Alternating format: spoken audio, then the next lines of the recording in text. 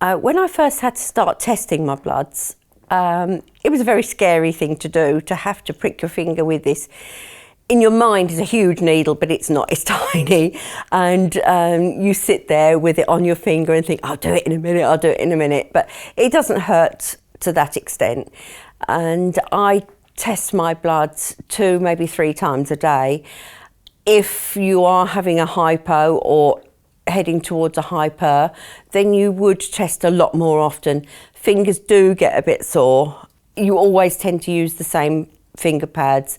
I always use my left hand because I'm right-handed and it's easier to click the needle with. And it's a bit uncomfortable, but it's nothing you can't live with. And the actual injecting, I was very scared of. When I was at the hospital, they gave me a rubber ball to practice on. You had to practice on that the first few times. And I do it into my stomach. Some people do it on their legs, but I find the stomach the easiest place, and it doesn't really hurt.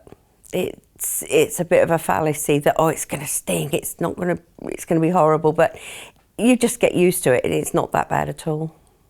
This is my diabetes case. This is the actual bit that actually does the measurement. That's got the needle in it to pierce your finger, and these are the test strips. And you take a test strip out, pop it in the bottom there, and it automatically prepares itself. And you take the needle, prime it, hold it onto your finger, so then you press the button and it sends the needle through. Give it a little squeeze for the blood to come out, and pop the blood onto the end of the test strip, and then just wait for it to work. And that's come out at 7.8, which is a little bit high.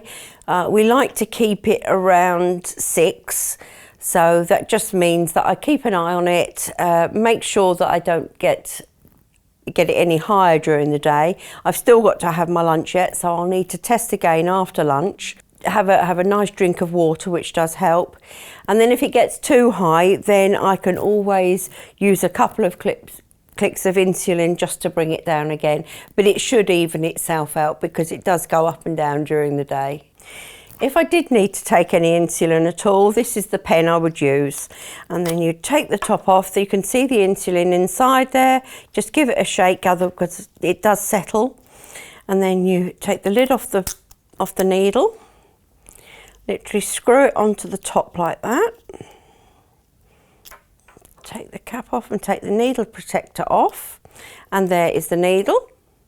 And then you would prime it to the amount you want to take, which when I take it in the evening is about 50, but if I need a top up during the day, I'd probably just do about a 10 click or something like that, and then I just inject that into my stomach.